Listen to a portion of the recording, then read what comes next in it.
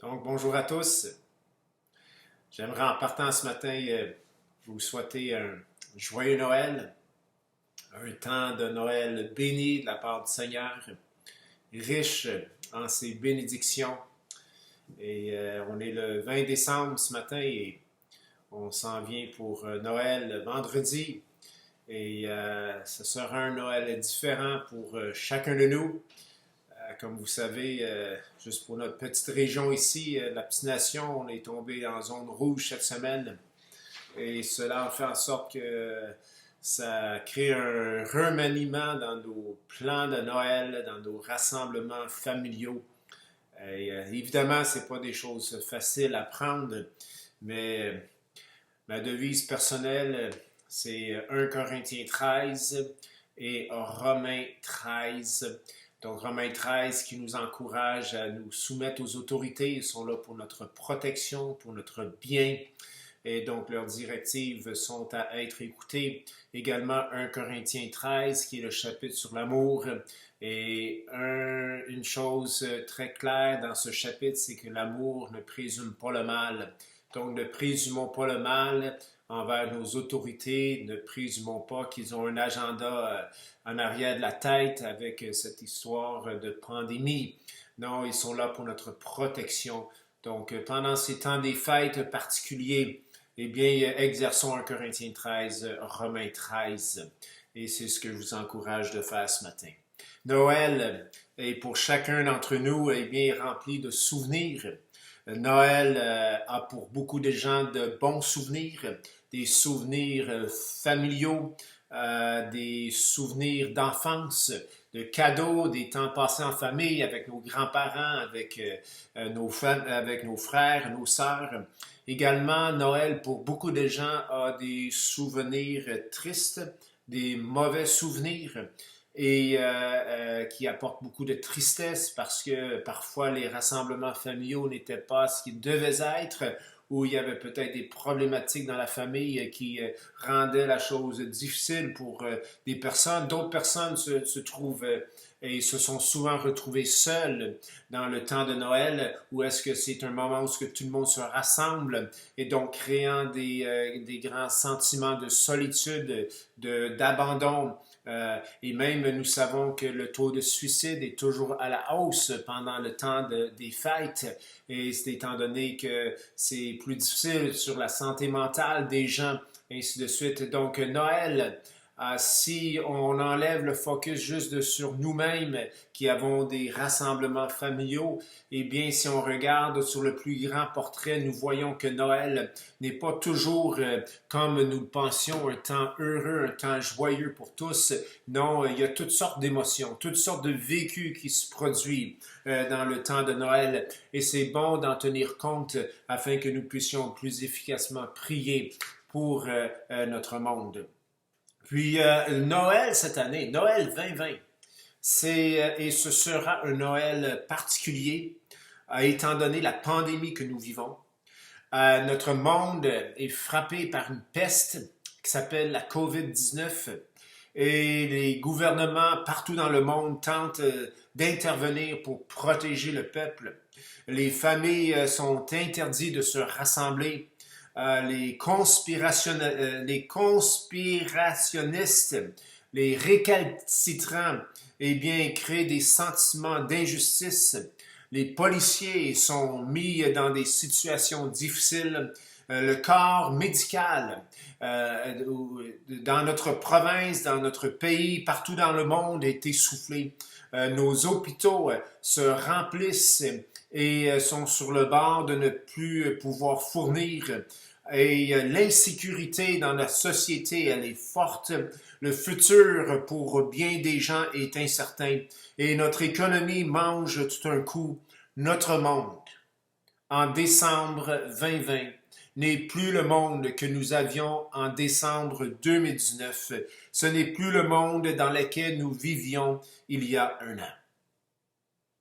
Mais la fête de Noël, elle est encore là cette année. Mais elle ne sera pas vécue ni vue de la même manière, ni sous la même lumière. Et l'Église, les chrétiens, parce que d'ailleurs, Noël est une fête quand même chrétienne, bien qu'elle n'est pas ordonnée par la Bible, mais elle a été instituée par l'Église pour remplacer une fête païenne. Et donc la fête de Noël a été instituée par l'Église et les chrétiens ont été invités de célébrer Noël. Et au lieu de célébrer quelque chose qui se passe avec les planètes, avec le solstice, eh bien, l'Église a invité le monde entier à célébrer la naissance du Sauveur. Noël veut dire naissance, et plus particulièrement la naissance du Sauveur Seigneur Jésus-Christ. Jean 1,14 nous dit « Et la parole a été faite chair, et elle a habité parmi nous, pleine de grâce et de vérité. » C'est ce qui s'est passé en ce premier Noël il y a 2000 ans, à Bethléem, lorsque le Seigneur Jésus-Christ fut né dans une crèche. La création a été témoin de l'incarnation, c'est-à-dire Dieu qui s'est fait chair afin d'accomplir le plan de Dieu pour offrir le pardon au monde entier. Voici l'agneau de Dieu qui enlève le péché du monde, a dit Jean-Baptiste. Ce Noël est différent. Mais en quelque sorte, ce que je veux souligner ce matin, c'est que Noël, cette année, eh bien, n'est pas nécessairement différent, ou peut-être je devrais dire, ressemble beaucoup plus au premier Noël que nos Noëls par le passé. Tournons ensemble dans Matthieu chapitre 2, versets 13 à 18. Matthieu chapitre 2, versets 13 à 18. Donc, Matthieu chapitre 2, verset 13, il est écrit « Lorsqu'ils furent partis, voici un ange, c'est-à-dire après que les mages furent partis, voici un ange du Seigneur apparut en songe à Joseph et dit « Lève-toi, prends le petit enfant et sa mère, fuis en Égypte, et reste-y jusqu'à ce que je te parle, car Hérode cherchera le petit enfant pour le faire périr. » Joseph se leva, prit de nuit le petit enfant et sa mère et se retira en Égypte. Il y resta jusqu'à la mort d'Hérode, afin que s'accomplisse ce que le Seigneur avait annoncé par le prophète. « J'ai appelé mon fils hors d'Égypte. » Alors Hérode, voyant qu'il avait été joué par les mages, se mit dans une grande colère. Et il envoya tuer tous les enfants de 2 ans et au-dessous qui étaient à Bethléem et dans tout son territoire, selon la date dont il s'était enquis soigneusement auprès des mages. Alors s'accomplit ce qui avait été annoncé par Jérémie le prophète. On a entendu les cris à Rama, des pleurs et de grandes lamentations. Rachel pleure ses enfants et n'a pas voulu être consolée parce qu'ils ne sont plus. Seigneur, ce matin, nous venons vers toi. Et ma prière aujourd'hui, c'est qu'en ce temps de Noël, il puisse nous rester dans nos cœurs un cadeau de ta part, selon tes Écritures, comme nous dit Colossiens chapitre 1, Christ en vous, l'espérance de la gloire, qu'en ce temps de Noël cette année, à cause de toutes les circonstances que nous vivons, eh bien qu'il puisse rester en nous un peu plus de ce Jésus, de ce Christ, ce Jésus-Christ, mort pour nos péchés, ressuscité le 3e jour, glorifié à la droite du Père, intercédant pour nous, et qui, en ce jour, eh bien, habite par son esprit dans le cœur de chaque chrétien, que, en ce temps de Noël, Christ puisse croître en nous plus que jamais. Et Seigneur, c'est notre prière, c'est ma prière ce matin. Et c'est dans le précieux nom de Jésus que j'ai prié. Amen. Le titre de mon message ce matin est le suivant. Que restera-t-il? Donc, j'ai dit tantôt que ce Noël 2020 ressemble plus au premier Noël que nos Noëls par le passé. On a entendu des cris à Rama, des pleurs et de grandes lamentations.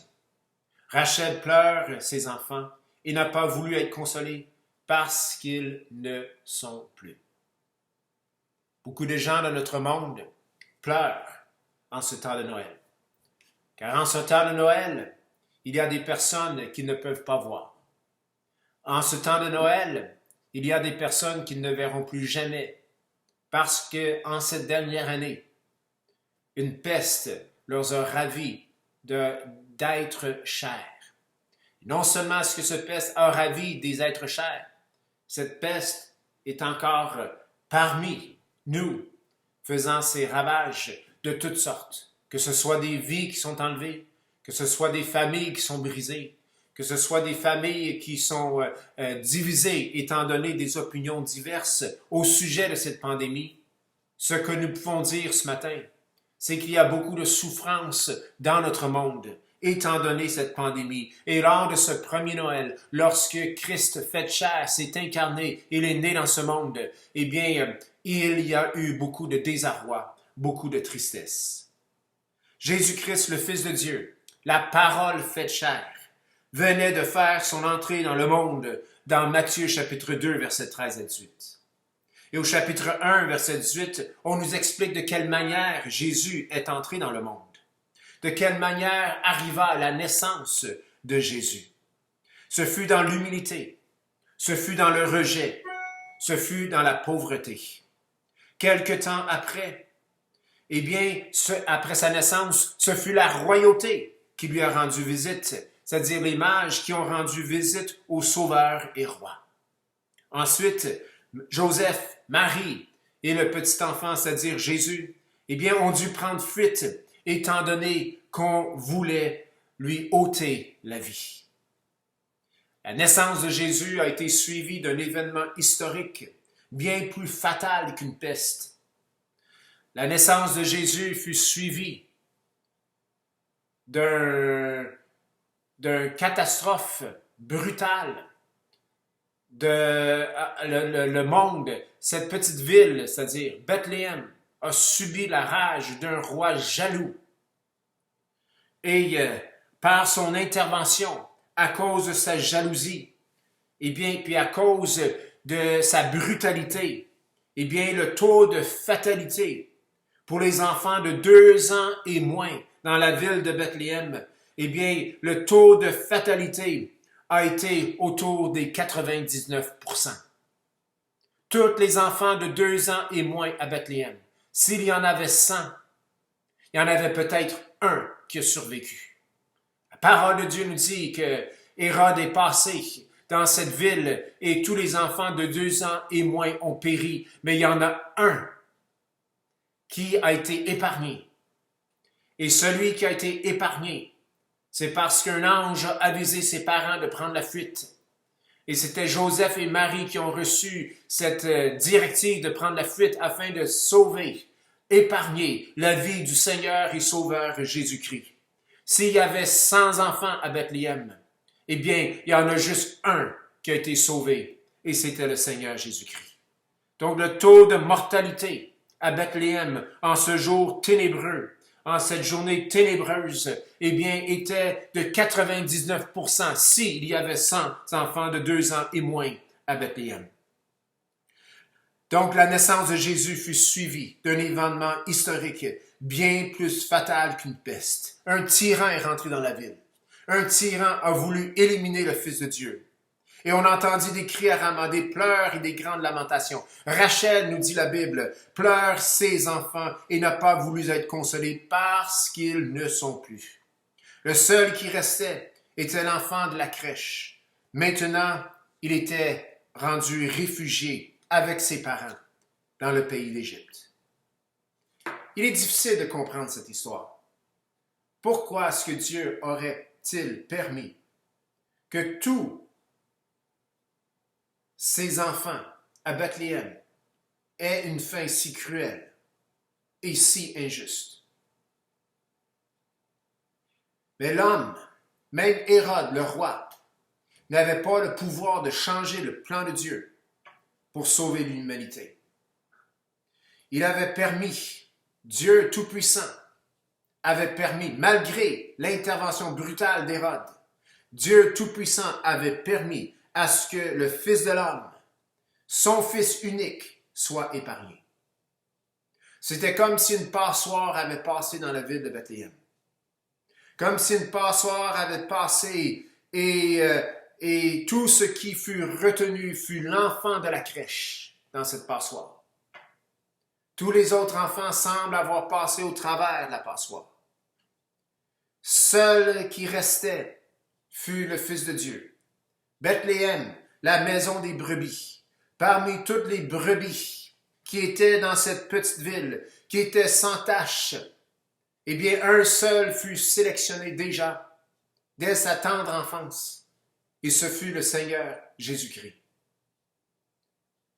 Il fut sélectionné, il fut mis à part, il fut épargné, afin qu'il puisse, à son tour, s'offrir sa vie sur la croix pour sauver l'humanité.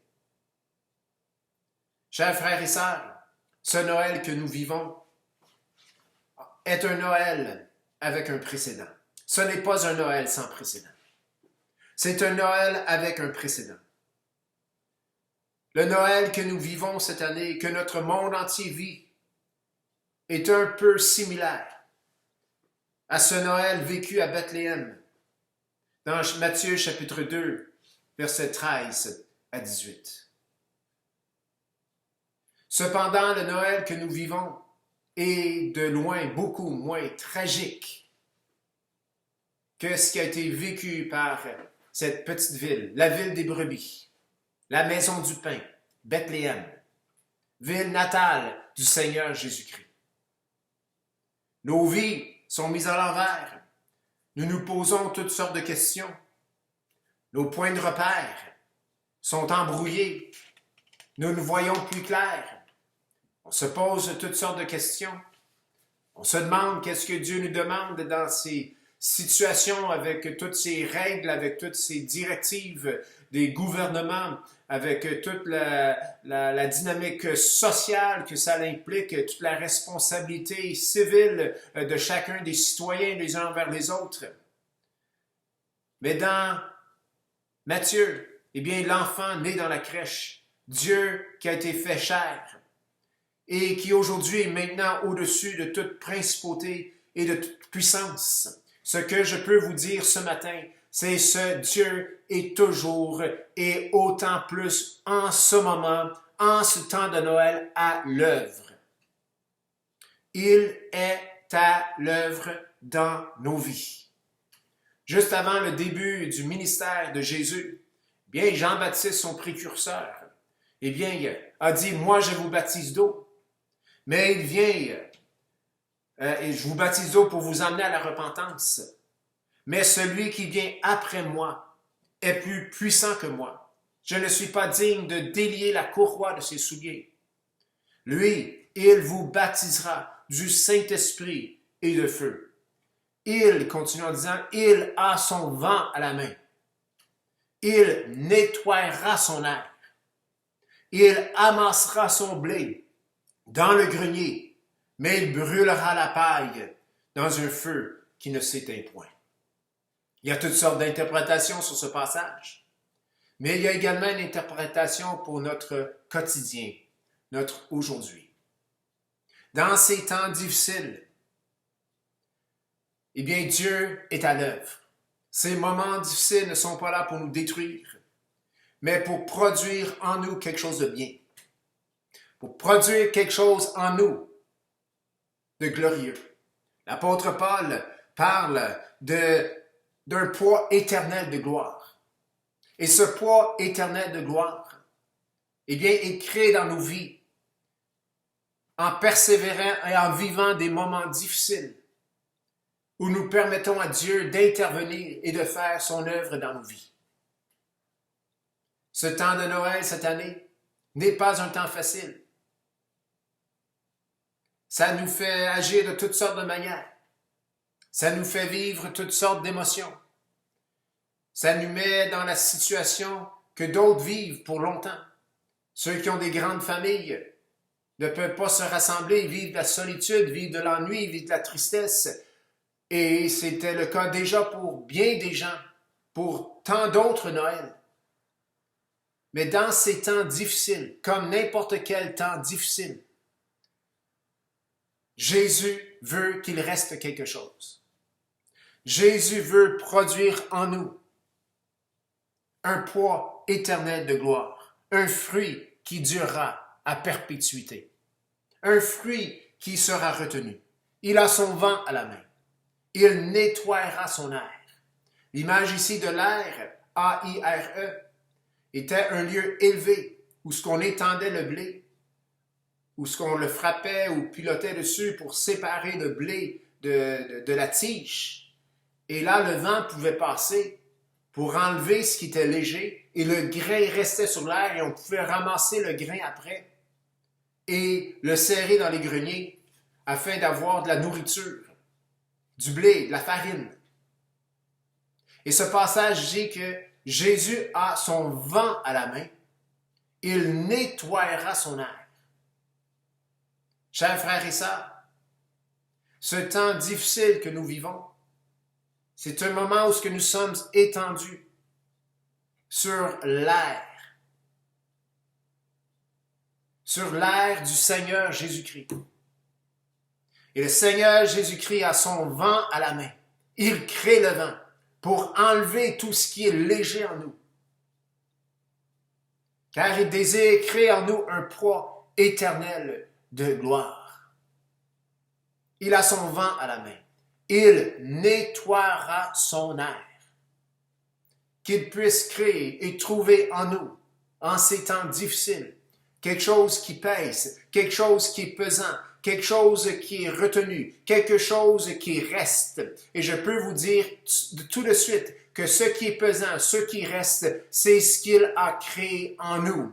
C'est Christ crée en nous l'espérance de la gloire. Colossiens 1, 27. Les temps difficiles ne sont pas là pour nous détruire, mais pour produire en nous un poids éternel de gloire.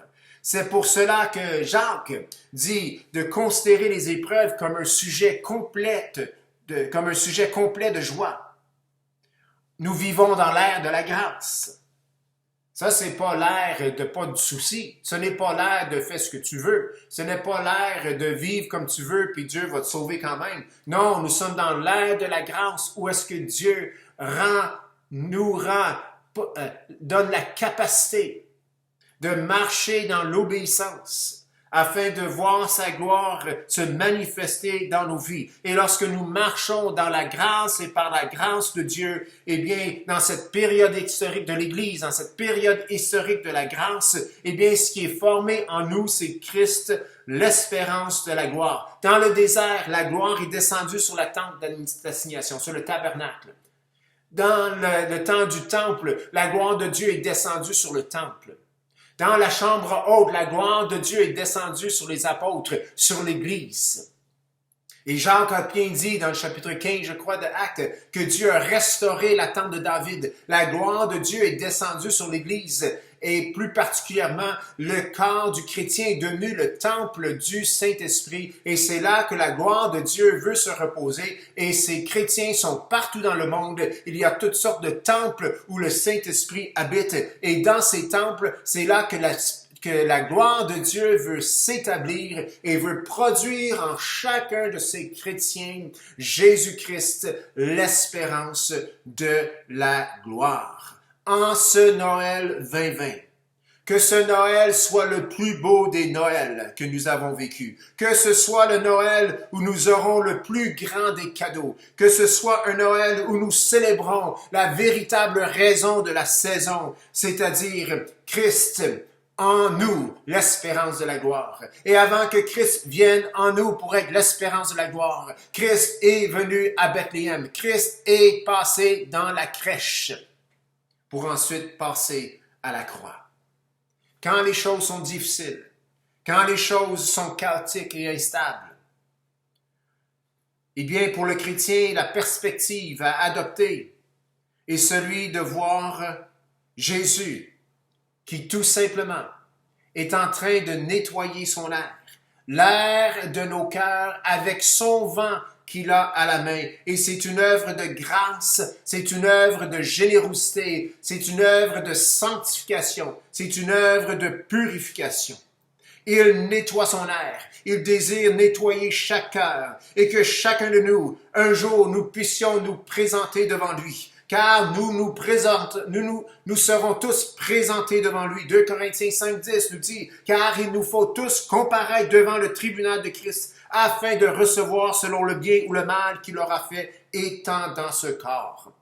En ce jour où nous serons devant Dieu, devant Christ, tout ce qu'il restera sera la mesure que nous avons laissé Christ grandir en nous.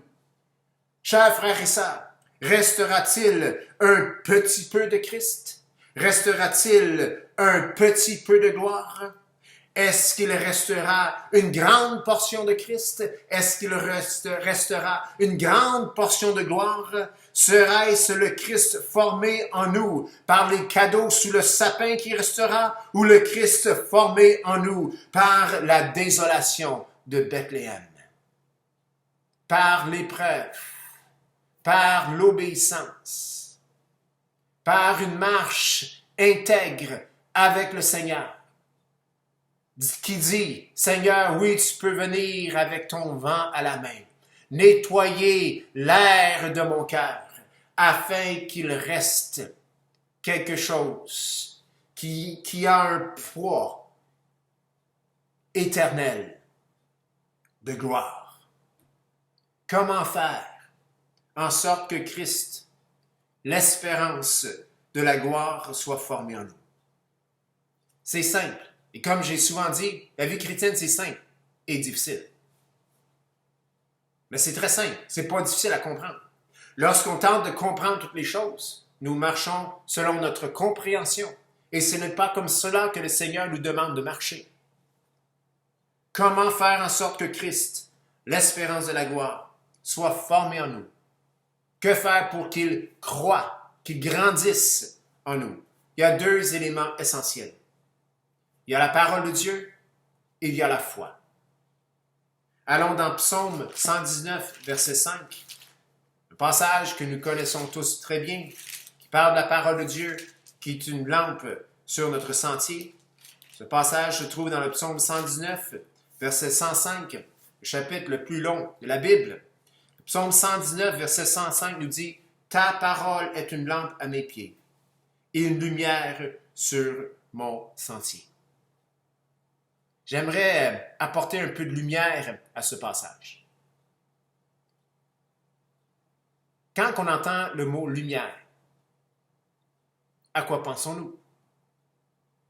Eh bien, moi, je regarde la pièce ici. J'ai dû mettre beaucoup de lumière afin que vous puissiez me voir sur cette vidéo. Mais s'il n'y a pas assez de lumen, s'il n'y a pas assez de quantité de lumière dans cette pièce, s'il n'y en a pas plus que la normale, tout va être très sombre et vous ne pourrez pas me voir comme vous me voyez là. La parole de Dieu est une lampe à mes pieds, une lumière sur mon sentier. Quand nous pensons à une lumière, il est facile pour nous de penser à lampadaire à l'extérieur qui éclaire la rue. Un spot avec 2-3 000 lumens ou peut-être 300-400 watts qui éclairent le chemin, ou on pense peut-être aux phares qui sont devant notre voiture, qui éclairent le chemin pour qu'on puisse aller à 100 km à l'heure quand le soleil est couché et la lune est sortie. Mais toutes les lumières auxquelles nous pensons, lorsqu'on pense à une lampe ou à une lumière, eh bien, c'est les lumières des temps modernes. Celui dans l'Ancien Testament qui a entendu que la parole de Dieu était une lumière, une lampe à ses pieds, une lumière sur son sentier, quelle image avait-il dans sa tête? Eh bien, l'image qu'il avait, c'était peut-être une chandelle, ou peut-être une lampe à l'huile, qui valait peut-être 4 ou 5 chandelles. Quand nous parlons question de quantité de lumière, nous parlons de lumen. Et un lumen, c'est la lumière d'une chandelle. Puis à peu près 1000 lumens pour 100 watts. C'est à peu près ça. Donc 80 watts, c'est à peu près 800 à 1000 lumens. Donc, pour mieux comprendre le passage que nous avons ici, dans le psaume 119, verset 105, c'est ta parole est comme une chandelle à mes pieds et quelques chandelles sur mon sentier. Ou si je peux le dire autrement, ta parole est une lumine, est un dixième de watt sur mon sentier. Et quelques lumens, peut-être une watt de lumière sur mon sentier. C'est frappant, parce que lorsque nous pensons à la parole de Dieu, je veux dire, c'est la parole de Dieu. Elle est une lampe. C'est la plus grande des lampes. C'est celle qui éclaire le plus. C'est celle qui éclaire le plus loin. Et ça met automatiquement dans notre pensée que si nous avons la parole de Dieu, nous comprendrons bien des choses. Et nous saurons vraiment où aller. Et nous le saurons d'avance. Et nous pourrons planifier en conséquence. Mais c'est pas comme ça que le Seigneur a fait les choses. Il dit, ma parole est une chandelle, un lumen à ton sentier. Oh! Donc, pour que Christ puisse grandir en nous, il faut deux choses, la parole de Dieu et la foi. La parole de Dieu, selon le psaume 119, verset 105, eh bien, en d'autres mots, elle nous dit que la parole de Dieu nous éclaire pour le prochain pas. Peut-être le prochain 2 pas. Et nous allons être éclairés pour le prochain pas ou le deuxième pas lorsque nous prenons le pas que nous pouvons voir que la parole de Dieu nous dit de prendre maintenant. Lorsque nous prenons un pas, la parole de Dieu nous éclaire pour le prochain pas. Il n'y a pas moyen de trop planifier les choses. C'est pour ça qu'un ingrédient essentiel pour que Christ puisse croître, grandir en nous, c'est celui de la foi. Il faut la parole et il faut l'appliquer dans nos vies par la foi. Nous ne sommes pas censés, frères et sœurs, être le produit de notre génération. Nous ne sommes pas censés être le produit de notre génération ou de notre éducation, ni de notre famille ou de notre Église, ni de notre pays ou de notre culture, ni de notre religion ou de notre compréhension. Nous sommes censés être le produit de l'Évangile du Seigneur Jésus-Christ, qu'est sa parole. C'est ce qui fait de nous des gens différents. C'est ce qui fait de nous des citoyens des cieux, des citoyens d'une autre patrie. Et dans ces temps de Noël, dans ce temps de Noël, cette année, l'année 2020, pendant cette pandémie, avec tout ce que nous vivons, nous pouvons appliquer la parole de Dieu dans nos vies. Et ce qu'il nous demande d'appliquer nous donne juste assez de lumière pour le prochain pas. Et nous hésitons de le prendre. Parce que ce qu'on nous demande de faire, selon la parole de Dieu, est différent de ce que nous faisons habituellement à Noël. Et cela crée toutes sortes de choses en nous. Mais la parole de Dieu est une lumine à mes pieds. Elle éclaire assez pour que je prenne le prochain pas. Et vu que je prends un pas par la foi en Christ, et la raison que c'est une foi en Jésus-Christ, c'est parce que le pas que nous prenons est selon sa parole. Eh bien, cela met en œuvre le Saint-Esprit dans nos vies, pour produire, faire croître Christ en nous, afin que lorsqu'on se trouvera devant Dieu, qu'il reste réellement quelque chose qui lui donnera gloire. Il y a une seule manière d'obtenir le résultat de Christ qui grandit en nous, et c'est de prendre la parole de Dieu et de l'obéir par la foi. Or, la foi est une ferme assurance des choses qu'on espère, une démonstration de celles qu'on ne voit pas.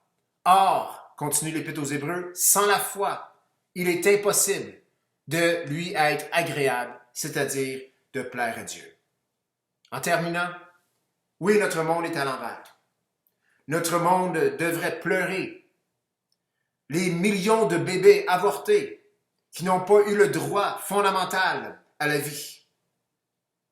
Mais nous, aujourd'hui, nous pleurons parce que nous ne pouvons pas fêter Noël comme nous l'entendons ou comme d'habitude. Chers frères et sœurs, ce n'est pas le temps de pleurer. C'est le temps de mettre en pratique ce que nous savons. L'obéissance et l'amour, deux principes bibliques retrouvés dans Romains chapitre 13 et 1 Corinthiens 13. Que restera-t-il de Christ en nous par ce temps de Noël de l'an 2020? Quand tout sera terminé, quand le rideau sera tiré sur la scène parce que la pièce de théâtre de notre vie est terminée, et lorsqu'on se retrouve devant Dieu, tout ce qui va rester, tout ce qui comptera, c'est Christ en nous, l'espérance de la gloire. Tout ce qui comptera, c'est ce poids éternel de gloire que Christ a créé en nous par sa grâce, suite à notre obéissance, à marcher par la foi dans ses traces, à sa suite et selon sa parole. Chers frères et sœurs, c'est tout ce qui restera. Le tribunal de Christ, c'est comme une passoire qui passe, qui filtre notre vie entière. Et tout ce qui est retenu dans la passoire, c'est Christ formé en nous. C'est ce que Christ a formé en nous. C'est ce que nous avons laissé Christ formé en nous, en étant obéissant et en marchant par la foi. Joseph, lorsqu'il a pris la fuite de Bethléem pour aller en Égypte, la seule chose qu'il savait, c'est ce que l'ange lui avait dit. Il n'était pas au courant des projets morbides de ce roi jaloux. Il savait juste que la vie de l'enfant était en danger. Il n'avait pas de détails. Et il a obéi. Il s'est enfui en Égypte, dans un pays étranger, un pays d'où son peuple s'était sauvé il y avait plusieurs siècles. Si Joseph n'avait pas agi par la foi, si Joseph n'avait pas obéi à l'ordre que l'ange lui avait donné, Jésus se serait retrouvé en vivant le même sort que tous les autres bébés de Bethléem. Mais à cause de l'obéissance de Joseph et de Marie, Jésus fut épargné, afin qu'un jour il puisse se présenter devant le peuple et dire « Je suis l'agneau de Dieu, je suis le pain descendu du ciel. On ne m'enlève pas la vie, je donne ma vie pour mes brebis. » Il a été jusqu'à la croix. La croix, c'est le fruit de l'obéissance du Seigneur Jésus-Christ. Et c'est aussi le fruit de l'obéissance d'un être humain, d'un homme et d'une femme comme vous et moi, Marie et Joseph, qui ont écouté tout simplement ce que l'ange leur a dit et ont obéi, permettant ainsi que le monde entier puisse être offert le salut en Jésus-Christ. Donc, en ce temps de Noël, je vous souhaite le plus beau de Noël. Je vous souhaite le plus beau dès Noël. Que Christ puisse grandir en chacun de nous. Qu'il puisse créer en nous un poids éternel de gloire. Quelque chose qui restera pour l'éternité. Que Dieu vous bénisse et joyeux Noël.